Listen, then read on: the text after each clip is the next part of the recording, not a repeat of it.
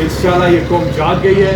और अरफान सलीम जैसे जो नौजवान हैं, हमारे मुसव्विर भाई जैसे पार्लियामेंट में, ये हम क्या कहते हैं, हम कहते हैं तब्दीली। तब्दीली किस चीज़ को कहते हैं? तब्दीली यही बहुत बड़ी तब्दीली है। मोदी सियासत खत्म, कोई रिश्ता नहीं इमरान खान साहब से।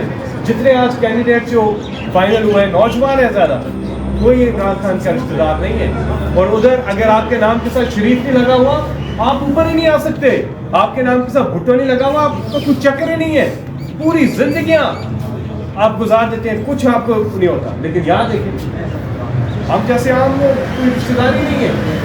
लेकिन शुक्रिया और आप सबकी दुआओं का भी। जी सर ये बताइए कि सुन्नी इत्तेहाद कौंसिल के आप उम्मीदवार यहाँ पर उसके फॉर्म जमा किए हैं, पीटीआई की जानिब से जमा किया, आज़ाद तौर पर जमा किए हैं? ये सर नहीं, फिलहाल तो ये पार्टी जो है इस पर फैसला करेगी, और जिस तरह से पार्टी करेगी फैसला तो उसी तरह से होगा।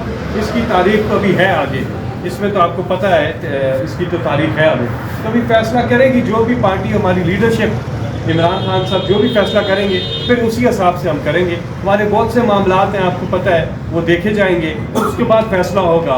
लेकिन बात ये है कि 96 में जिस पार्टी की बुनियाद इमरान खान ने डाली उसका नाम है पाकिस्तान तहरीक इंसाफ, और तहरीक इंसाफ इमरान खान है और इमरान खान तहरीक इंसाफ है। तो ये आप अलग कर नहीं सकते हैं, ये लाजम और मलजूम है और हमारे तसव्वुरात में है। बाकी जो भी फैसला होगा, दिल धड़कन पीटीआई, इमरान खान पीटीआई। फैसल भाई, माजी में अगर देखा जाए तो पीटीआई के कुछ अरकान जो सूबाई असम्बली के थे वो बिक गए थे, तो इस तरह नंबर गेमिंग पीटीआई की मुकम्मल नहीं थी। इस मरतबा आप कितने? बहुत अच्छा सवाल किया। क्या किया था इमरान खान ने? सबको पार्टी से निकाल दिया था। हॉर्स ट्रेडिंग के खिलाफ इमरान खान ने बड़े इक़दाम किए। हम जाते हुए सुप्रीम कोर्ट में जो रेफरेंस दायर किया था, सदाकती रेफरेंस इमरान खान ने, कि सीक्रेट बैलेटिंग खत्म करें सेनेट के इलेक्शन में। क्यों?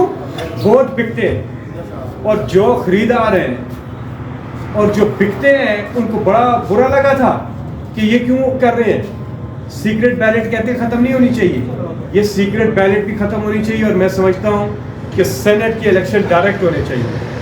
मेयर का इलेक्शन जिस तरह डायरेक्ट होता है, हर जगह डायरेक्ट होना चाहिए। फिर आपके चीफ एग्जीक्यूटिव यानी कि वजीर आज़म का इलेक्शन भी डायरेक्ट वोट से होना चाहिए, ये इनडायरेक्ट वोट से नहीं होना चाहिए।